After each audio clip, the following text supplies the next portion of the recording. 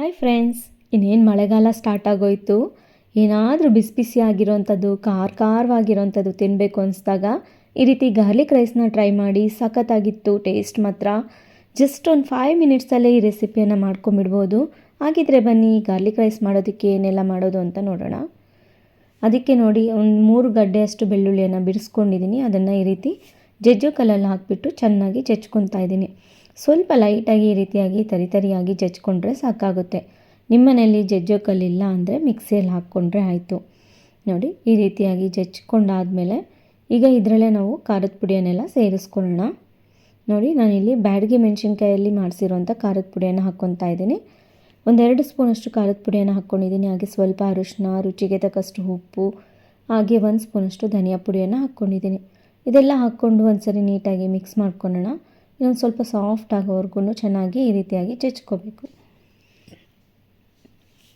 ನೋಡಿ, ಈ ರೀತಿಯಾಗಿ ಚೆನ್ನಾಗಿ ಜಜ್ಕೊಂಡ್ರೆ ಆಯಿತು. ತುಂಬ ಬೇಗ ಆಗುವಂಥ ರೆಸಿಪಿ ಇದು. ಮಕ್ಕಳ ಲಂಚ್ ಬಾಕ್ಸಿಗಾಗಿರ್ಬೋದು ಅಥವಾ ಮಧ್ಯಾಹ್ನದ ಊಟಕ್ಕಾಗಿರ್ಬೋದು, ತುಂಬಾ ಚೆನ್ನಾಗಿರುತ್ತೆ. ಹಾಗೆ ನೋಡಿ, 1-2 ಸ್ಪೂನಷ್ಟು ನೀರನ್ನು ಹಾಕ್ಕೊಂಡು ಈ ರೀತಿಯಾಗಿ ನೀಟಾಗಿ ಮಿಕ್ಸ್ ಮಾಡ್ಕೋಬೇಕು.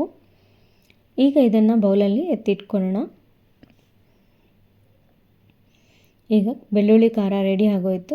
ಒಂದು ಬಾಣಲೆನ ಇಟ್ಬಿಟ್ಟು ಸ್ವಲ್ಪ ಎಣ್ಣೆ ಬಿಸಿ ಮಾಡ್ಕೊಂಡಾದಮೇಲೆ ಸ್ವಲ್ಪ ಸಾಸಿವೆ ಹಾಕ್ಕೊಂಡಿದ್ದೀನಿ. ಸಾಸಿವೆ ಒಂದು ಸ್ವಲ್ಪ ಚಿಟಪಟ ಅಂದಮೇಲೆ ಕಡಲೆಬೇಳೆ, ಉದ್ದಿನಬೇಳೆ ಹಾಕ್ಕೊಂಡಿದ್ದೀನಿ. ಹಾಗೆ ಒಣಮೆಣ್ಸಿನ್ಕಾಯಿನ ಸೇರಿಸ್ಕೊಂಡಿದ್ದೀನಿ. ಸ್ವಲ್ಪ ಕರಿಬೇವಿನ ಎಲೆಯನ್ನು ಹಾಕ್ಕೊಂಡು ಒಂದು ಸರಿ ನೀಟಾಗಿ ಈ ರೀತಿ ಫ್ರೈ ಮಾಡ್ಕೋಬೇಕು. ಅದಾದಮೇಲೆ ನೋಡಿ, ಏನು ರುಬ್ಬಿ ಇಟ್ಕೊಂಡಿರ್ತೀವಲ್ಲ ಖಾರ ಮತ್ತು ಬೆಳ್ಳುಳ್ಳಿಯನ್ನು, ಅದನ್ನೆಲ್ಲ ಸೇರಿಸ್ಕೋಬೇಕು. ಇದನ್ನು ಲೋ ಫ್ಲೇಮಲ್ಲೇ, ಆದಷ್ಟು ಇದನ್ನು ಲೋ ಫ್ಲೇಮಲ್ಲೇ ಫ್ರೈ ಮಾಡ್ಕೊಳ್ಳಿ. ಬೆಳ್ಳುಳ್ಳಿ ತುಂಬ ಗರಿ ಆಗಬಾರ್ದು, ಜಸ್ಟ್ ಅದೊಂದು ಸ್ವಲ್ಪ ಸಾಫ್ಟ್ ಆಗಬೇಕಷ್ಟೆ. ಈ ರೀತಿಯಾಗಿ ಫ್ರೈ ಮಾಡಿಕೊಂಡ್ರೆ ಒಂದೊಳ್ಳೆ ಘಮ ಬರುತ್ತೆ ನೋಡಿ. ವಾವ್ ಅನ್ನಿಸೋದು. ಹಸ್ವಿಲ್ಲದೆ ಇರೋರಿಗೂ ಸಹ ಹಸ್ವಾಗುವಂಥದ್ದು, ಬಾಯಿ ರುಚಿ ಕೆಟ್ಟೋಗಿರುತ್ತಲ್ವ ಅಂಥವ್ರಿಗೂ ಸಹ ಈ ರೀತಿಯಾಗಿ ಈ ರೆಸಿಪಿಯನ್ನು ಮಾಡಿಕೊಡಿ, ಸಖತ್ತಾಗಿರುತ್ತೆ.